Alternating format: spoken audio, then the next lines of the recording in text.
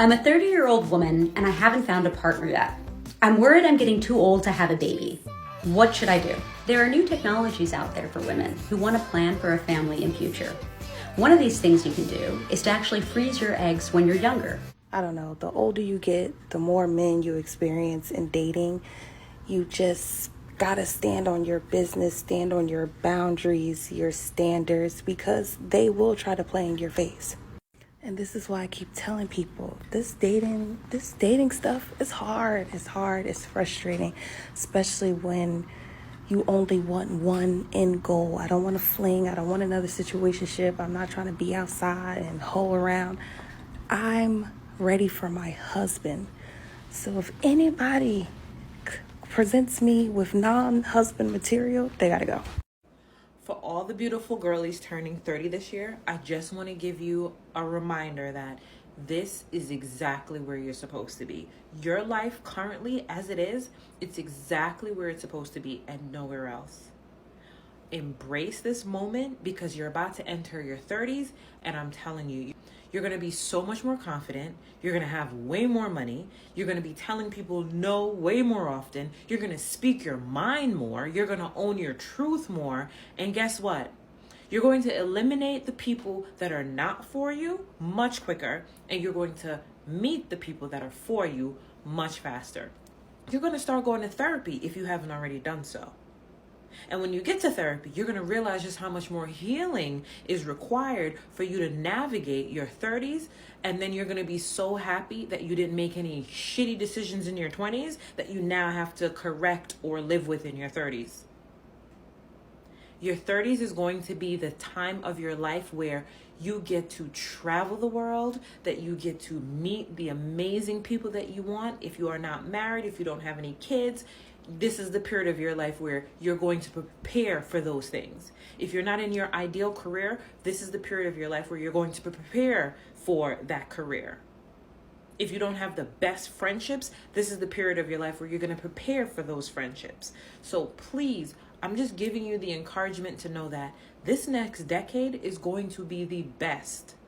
I'm telling you, it's much better. You like the amount of love you have for yourself is so much more. You will still make some mistakes along the way, but you bounce back so much more quickly. You will give your heart just as you did before, but you're going to be a little bit more cautious. You're going to use more discernment. You get better. You get better at all of this. So please don't feel too overwhelmed. Don't get too anxious, and don't feel like you need to be doing something that you are not prepared for. You needed to get through the 20s in order to get to the 30s, because guess what? You're going to be ready. You're going to be prepared. And this is what all of your 20s was about.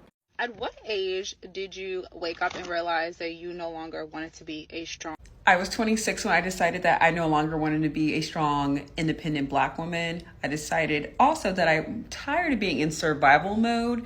And I also was tired of being highly in my masculine energy as a defense mechanism to my inability to be vulnerable. It was a wall that was like protecting my heart from getting penetrated by the feels and deeper connections and intimacy. Around this time, I was very abrasive, strong, I was high strung, and I couldn't, I took everything so seriously, and I didn't know how to be in the moment, be present. So at 26, I decided to go on my level up journey, and I decided to take a break from dating, become celibate, to gain self-validation, self-confidence with myself by leveling up all aspects of my life: financial, mental, emotional, physical.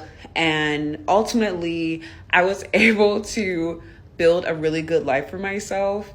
I got my house, I got my car, and I'm really happy now because going through that journey, I'm now able to have discernment, self-love, and boundaries while I'm going back into the dating field. until, you know, my husband finds me. But in the meantime, I'm just chilling and enjoying not being a strong, independent Black woman anymore. Like, I love it over here. And yeah, I was 26.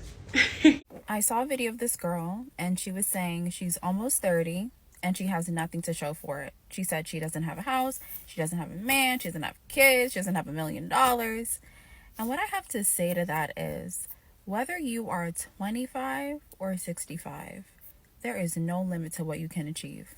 So if you've been beating yourself up, telling yourself you're too old or you're too young to try something and you need to have something by a certain age, you're going to drive yourself mad.